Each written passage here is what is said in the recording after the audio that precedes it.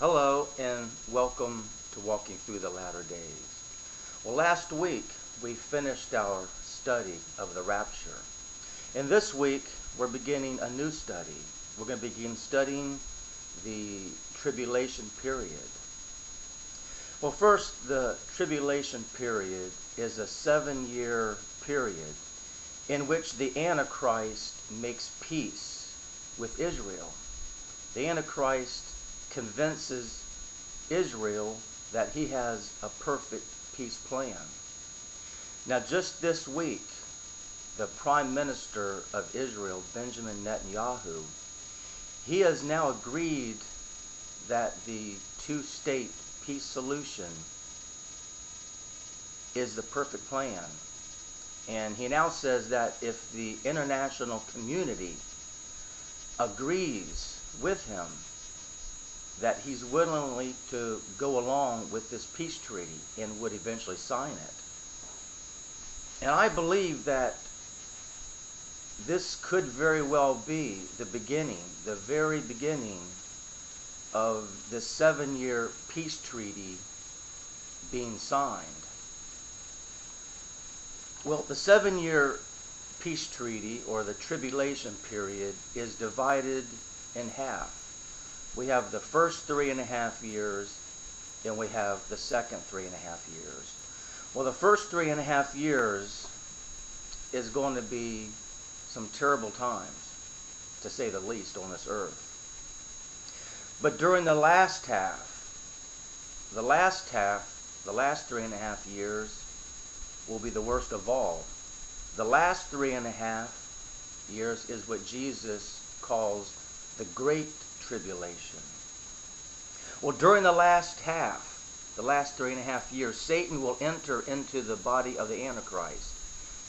Satan will give the Antichrist his power, and then will rule on this earth. This period of time will be nothing but hell on this earth. And the prophets throughout the Bible have described that the last years before the second coming of Christ as a time of great trouble. This is a time when the last world dictator, or the Antichrist, will devour the entire world, trampling and crushing everything in its path. Jesus described this time as one of greater anguish than at any time since the world began or will ever see again. In fact, unless that time of calamity is shortened, not a single person will survive. But it will be shortened for the sake of God's chosen ones. During this period of time, the book of Revelation describes a ruler, the Antichrist, and tells us he will be given power and authority to reign for 42 months, or 3.5 years. Revelation tells us the beast will be allowed to wage war against God's holy people and then conquer them, and was given authority to rule over every tribe and people, language, and nation. Satan's man of destiny will have 42 months of power as the world dictator. During his brief rule, God will bring his terrible judgments on a wicked, Christ-rejecting world. The coming tribulation period has been announced for many centuries now, and all the pieces are now on the table.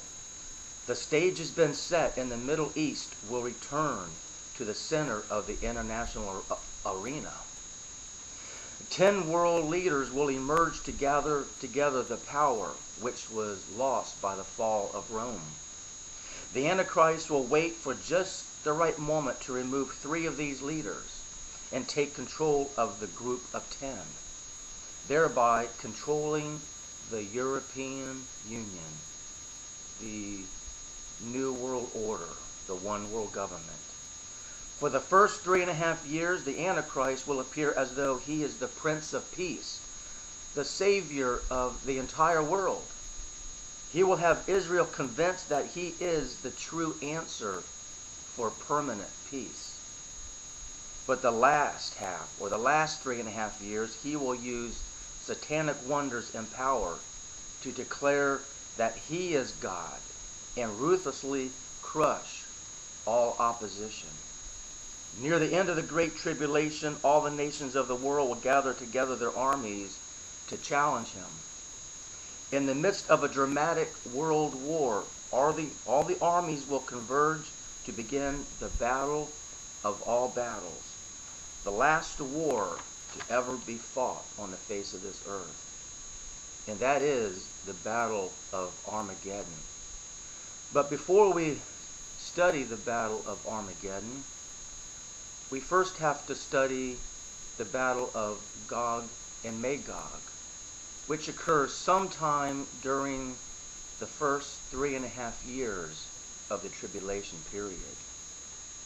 But even before we begin Gog and Magog, next week we're going to study the marriage supper of the Lamb. This is where the raptured saints will be during this tribulation period. And I just want to remind you, yet this is a lot of doom and gloom, the tribulation period, but Jesus wants you to know just how horrible this time is going to be on this earth. He wants you not to be afraid. This is not to throw fear in you, but this is to prepare you. So keep in mind, the rapture comes right before the signing of this peace treaty. So if you know in your own heart that you are a born-again Christian, this doom and gloom means absolutely nothing to you, because you will have no part of it. Well, I'm Pastor Lee. That wraps up this week. So join me again next time as we continue to walk through the latter days. You have a wonderful day, and may God bless.